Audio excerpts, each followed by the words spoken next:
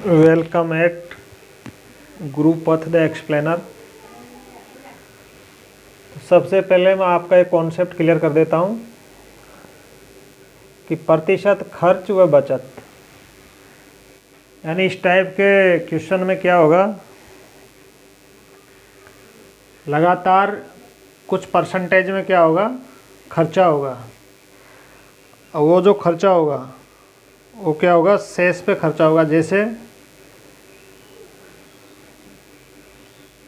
किसी आदमी के पास में कुछ धन है, उसका पता नहीं है हमको, और वो उसका 10% खर्च कर देता है। यदि वो 10% खर्च कर रहा है तो इसका मतलब क्या है कि उसके पास शेष कितना बचेगा, उसका 90%। अब वो 20% और खर्च कर देता है तो इसका मतलब अब ये जो 20% खर्चा करेगा वो किस पे करेगा, जो 90% उसके पास बचा था। तो ऐसे जो शेष बचता जाता है उस पर वो कुछ परसेंटेज मतलब खर्चा जाता है। और जब लास्ट में उसके पास कुछ बचता है तो उसको आधार बनाकर ये पूछा जाएगा कि उसके पास में प्रारंभ में कितना धन था। ठीक है, तो इस कॉन्सेप्ट में कंटिन्यूइंग रिमाइंडर जो भी है, शेष जो बचता है उस पर परसेंटेज खर्च हो जाता है, फिर जो शेष बचता है उस पर आगे परसेंटेज खर्च हो जाता है, फिर जो शेष बचता है उस पर आगे परसेंटेज खर्च हो जाता है, और लास्ट में कुछ बचत होती है। ठीक है, वो बचत के आधार पे अपन को उसका प्रारंभिक धन निकालना होता है। ये इसका कॉन्सेप्ट है। अब अपना प्रश्न है कि एक व्यक्ति के पास कुछ रुपए थे या कुछ रुपए लेकर वो कहाँ गया, बाजार। अब ये कुछ रुपए यहाँ गायब है, मतलब हमको पता नहीं है कि प्रारंभ में उसके पास कितने पैसे थे। ठीक है, कुछ रुपए लेकर बाजार गया।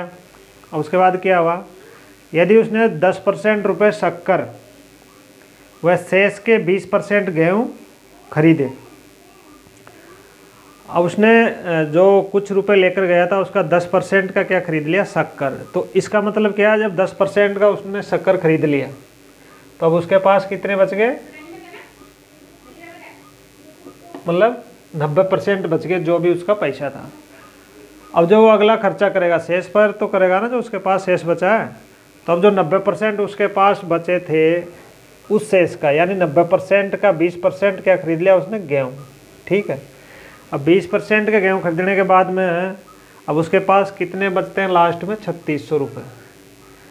तो ये पूछ रहा है कि वो कितने रुपए लेकर बाजार गया था।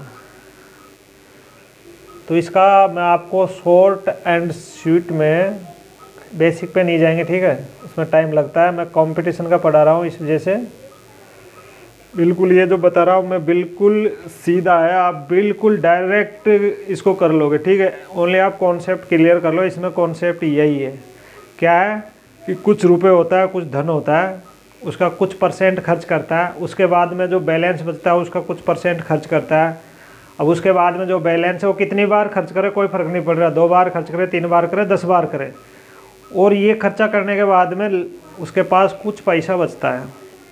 तो ये पूछा जाता है कि शुरू में उसके पास कितने पैसे थे, यही कॉन्सेप्ट है। तो इस कॉन्सेप्ट में हम क्या करते हैं कि रूल ऑफ फ्रैक्शन से, अब मैं इसको x लिख देता हूँ। मान लो सपोज करो उसके पास में x रुपये था। ठीक है, अब x का 10% उसने खर्च कर दिया।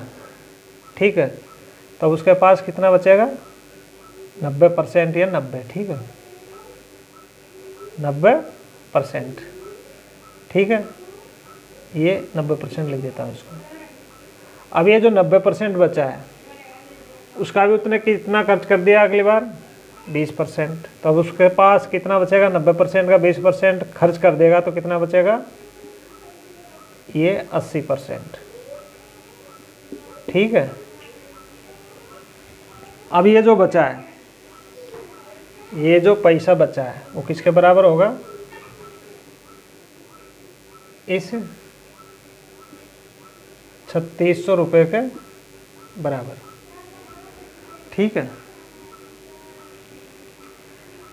क्योंकि ये क्या उसके पास जो शेष बचता है ना रिमाइंडर, वो ये जैसे 10% खर्च किया तो कितना बचा 90%।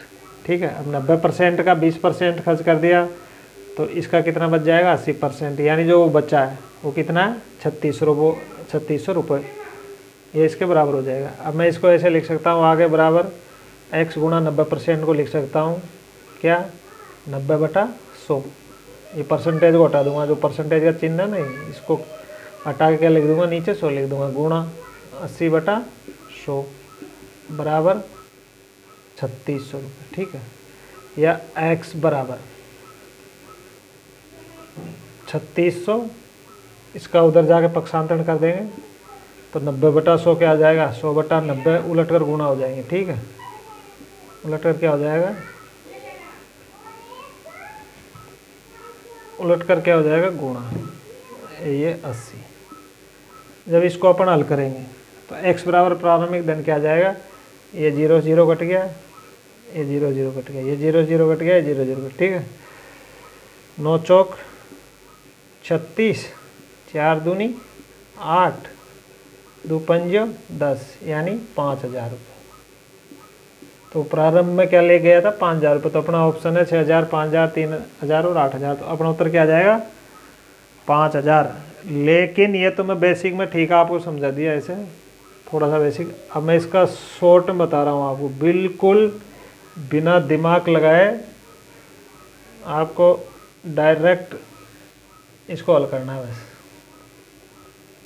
कॉन्सेप्ट आपका क्लियर है? कॉन्सेप्ट क्या है कि कुछ धन होता है शुरू में किसी के पास में, अब उस धन का कुछ % खर्च कर दिया जाता है, फिर शेष का कुछ % खर्च कर दिया जाता है, फिर शेष का कुछ % खर्च कर दिया जाता है, यानी खर्च हमेशा किस पे होगा, जो शेष होगा उसी पे। ठीक है, और जो शेष बचता है वही हम इसमें लिखेंगे। ठीक है, जो खर्चा हो रहा है 10% 20% वो नहीं लिखेंगे। जैसे 10% खर्च हुआ तो इसका मतलब शेष कितना बचा 90%। अब 20% खर्च हुआ तो शेष कितना बचा 80%। अब जैसे मान लो 30% खर्च हो गया तो शेष कितना बचेगा 70%। जैसे मान लो 40% खर्च हो गया तो शेष कितना बचेगा 60%। ठीक है, तो रूल ऑफ फ्रैक्शन से बता रहा हूँ मैं आपको। तो सबसे पहले तो वो लिख दो जो रुपए में बैलेंस बच रहा है, या कितना बच रहा है 3600 रुपये, गुणा। अब इसमें ओनली 2 बार खर्च हो रहे हैं। ठीक है, अब उससे कोई फर्क नहीं पड़ता 2 बार हो 3 बार हो 4 बार हो, जितनी भी बार हो उन सबको अपन लिख देंगे। अब 90% यदि 10% यदि खर्च कर रहा है तो शेष क्या बचेगा 90%। तो रूल ऑफ फ्रैक्शन से 90% की जो फ्रैक्शन बनेगी क्या बनेगी 90/100 बनेगी। ठीक है, लेकिन इसको हम उलट के 100 क्या लिख देंगे 90। अब 20% खर्च करने के बाद में क्या बचेगा 80%। तो 80% की जो फ्रैक्शन बनेगी वो क्या बनेगी 80% की 80/100। हम इसको उलट के गुणा कर देंगे इधर 100/80। ठीक है, इसको कैलकुलेट कर लेंगे डायरेक्ट, और कैलकुलेट करने के बाद में अपना उत्तर क्या आएगा ये 5000 रुपये। तो रूल ऑफ फ्रैक्शन क्लियर कर देता हूँ मैं आपको। रूल ऑफ फ्रैक्शन क्या होता है, जैसे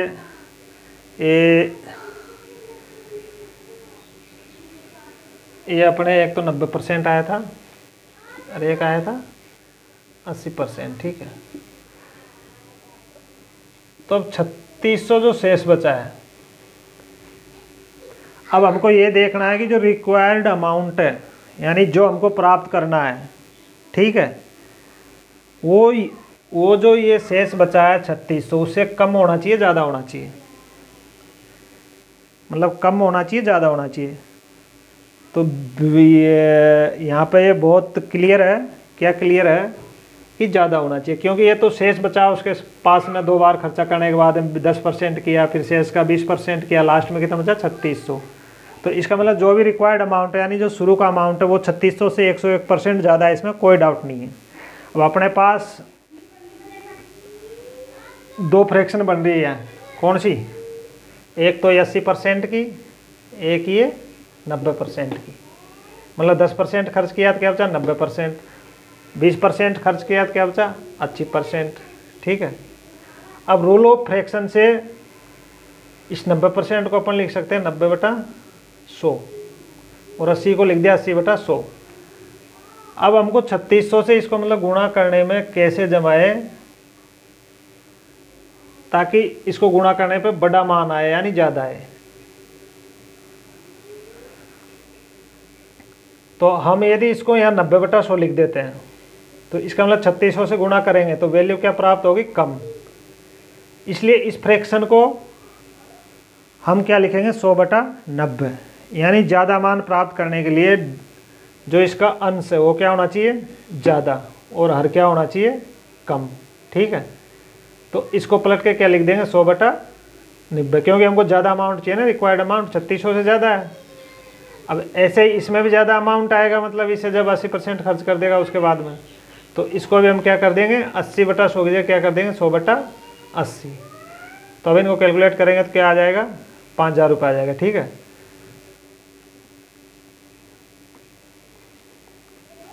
तो इस प्रकार से इस तरह के क्वेश्चन को जिसमें कंटिन्यूस रिमाइंडर पे शेष पे जो खर्चा किया जाता है और लास्ट में कुछ बचता है और जो शुरू का पैसा पहुंचा जाता है वो इसी पैटर्न पे होता है, इसी कॉन्सेप्ट पे होता है। ठीक है, उसको डायरेक्ट लिखना है। ठीक, अब मैं एक और क्लियर कर देता हूँ आपको शॉर्ट में करने के लिए।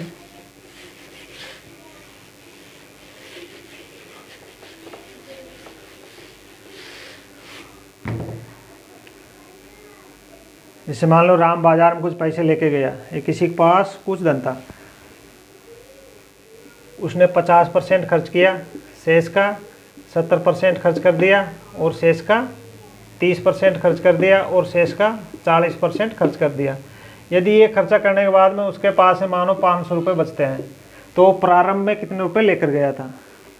तो कॉन्सेप्ट देख लो, मैं बताया था आपको कितना है 500 रुपये। अब ये जो शेष बच रहा है कम बचा, इसका मतलब शुरू में वो ज़्यादा पैसे ले गया था। तो रूल ऑफ फ्रैक्शन से 50%, तो 50% की फ्रैक्शन क्या बनेगी 50/100।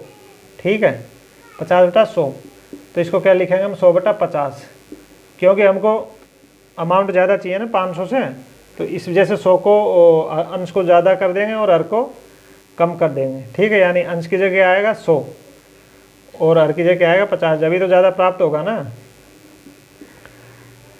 अब शेष का 70% खर्च कर दिया तो क्या बचा 30%, तो 30% की फ्रैक्शन क्या बनेगी 30/100, लेकिन हमको ज़्यादा अमाउंट चाहिए तो क्या लिख देंगे 100/30। ठीक है, अब शेष का क्या कर दिया 30% खर्च कर दिया तो कितना बचा 70%। 70% की फ्रैक्शन क्या बनेगी 70/100, लेकिन हमको रिक्वायर्ड अमाउंट ज़्यादा चाहिए तो रूल ऑफ फ्रैक्शन से इसको क्या लिख देंगे 100/70। अब शेष का 40% खर्च कर दिया यहाँ पे, तो 40% खर्च करने के बाद में क्या बचेगा 60%। अब 60% की फ्रैक्शन क्या बनेगी 60/100, लेकिन हमको रिक्वायर्ड अमाउंट ज़्यादा की जरूरत है तो 60/100 क्या लिख देंगे 100/60।